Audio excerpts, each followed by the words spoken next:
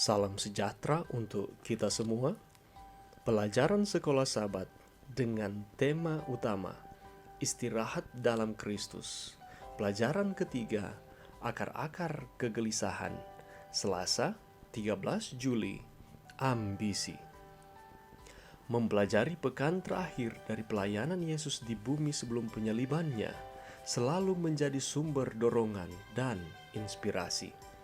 Ini juga menawarkan gambaran tentang bagaimana kegelisahan dan ambisi mendorong orang untuk melakukan dan mengatakan hal-hal yang keliru.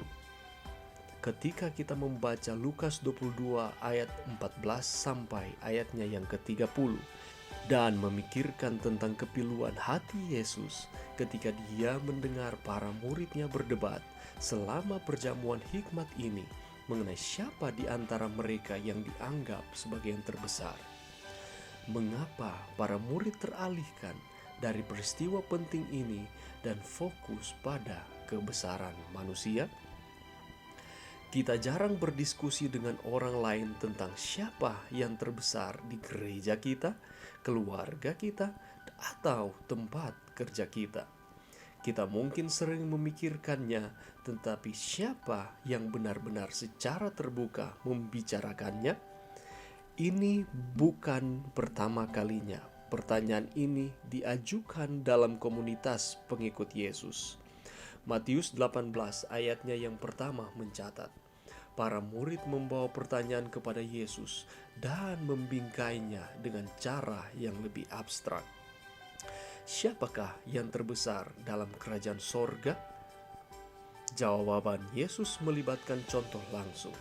Setelah memanggil seorang anak, dia menempatkan anak itu di tengah-tengah kelompok. Mata terbuka lebar, alis terangkat. Tindakan Yesus membutuhkan penjelasan, dan dalam Matius 18 ayatnya yang ketiga, sang guru juga menawarkan hal itu juga.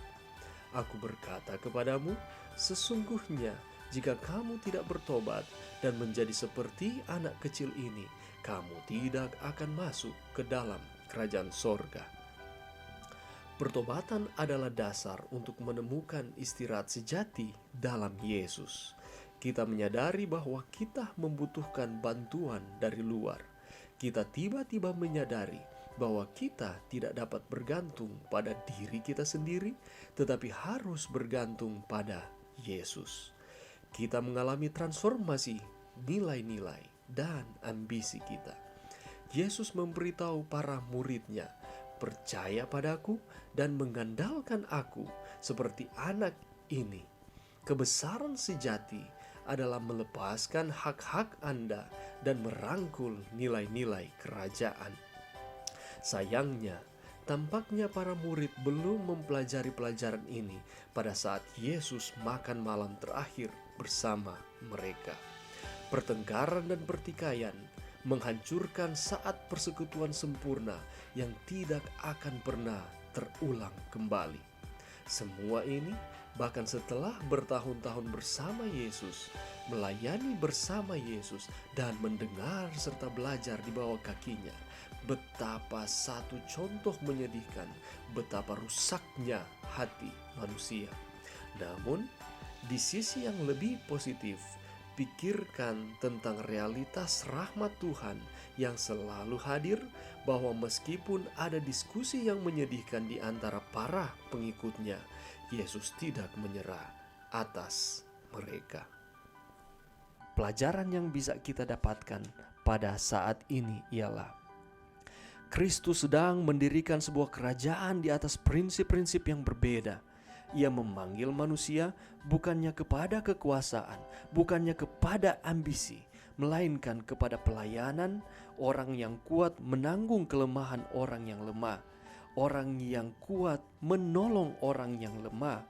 Kuasa kedudukan, talenta, pendidikan memberi para pemiliknya kewajiban yang lebih besar untuk melayani sesama manusia. Mari kita memperhatikan satu dengan yang lain.